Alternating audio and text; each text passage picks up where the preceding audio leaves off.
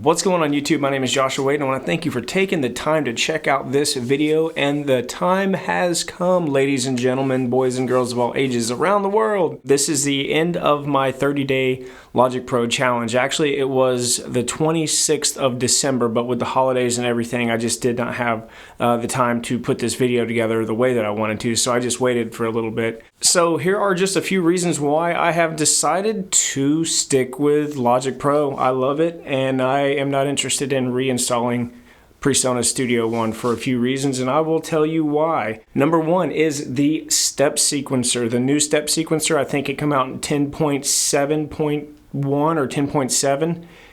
It has changed the way that I write drums, bass lines, and other instrument parts too, because it's so versatile on what you can do with it. And another reason would be just the airdrop feature and GarageBand, which you can airdrop anything with PreSonus included as long as you have a Mac. But I love the fact that friends of mine can write parts in GarageBand with their iPad or their iPhone. They can airdrop the idea to my laptop. I can open it in Logic Pro and we can begin the writing session from exactly where they stopped. And the Dolby Atmos is another reason that didn't play a big part in me switching, but I think it's definitely going to come in really handy later down the road. I've watched a few videos on it. I am by no means an expert of mixing with Dolby Atmos, but I really like the fact that it's there when I'm ready to use it, because I am going to start putting some mixes out in Dolby Atmos. Another awesome reason, I touched base on this a little bit, the stock plugins and the stock virtual instruments. I literally think you can spend the $200 on Logic Pro X. You can write a whole album with the stock loop library and the stock plugins and stock virtual instruments that you get with it. You're good to go. You can write a whole album on it or just whatever you want to do with it. The file browser is another thing that I really like. Again, going back to the stock loops that come with Logic Pro.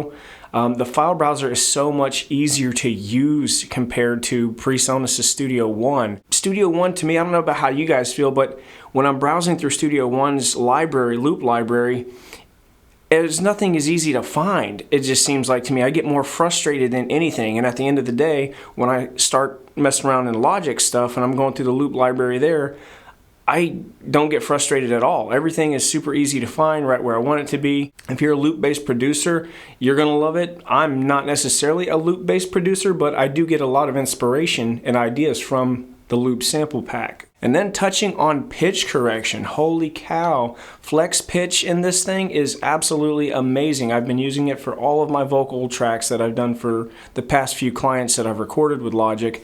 It's so easy to use and it sounds so natural. It's not quite as good as Melodyne, but Melodyne is about a $500 program to get similar features that this one gives you just stock with Logic Pro. So I think that's awesome. And finally, one of the biggest reasons that I just totally switched over to Logic Pro was Phineas uses it, man. Okay, that's a joke. I would never switch to any DAW because a producer uses it, but there is a 90-day trial if you go to Apple's actual website. Not through the App Store, you have to go to their website. It's a 90-day free trial. This is not sponsored, by the way. I'm just letting you guys know this is what I did for my 30-day challenge.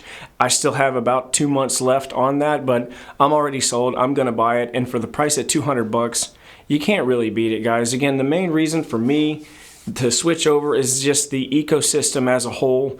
Writing inside of GarageBand, collaborating with other people, airdropping stuff back and forth, or just using the cloud and then say, hey, check out this session I'm working on. I made it in GarageBand, and then I can open it in a full-fledged DAW like Logic Pro, or even if you're rocking GarageBand on a laptop, you can do exactly the same thing. You can bring your GarageBand sessions into your friend who has Logic Pro, or if you have Logic Pro, they can bring it to you.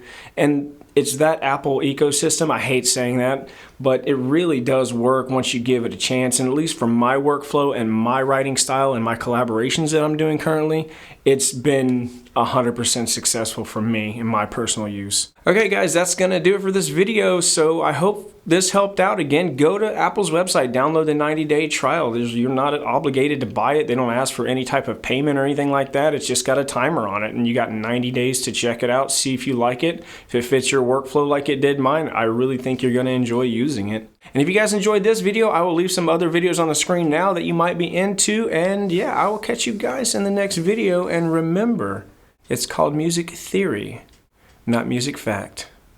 Have a good one.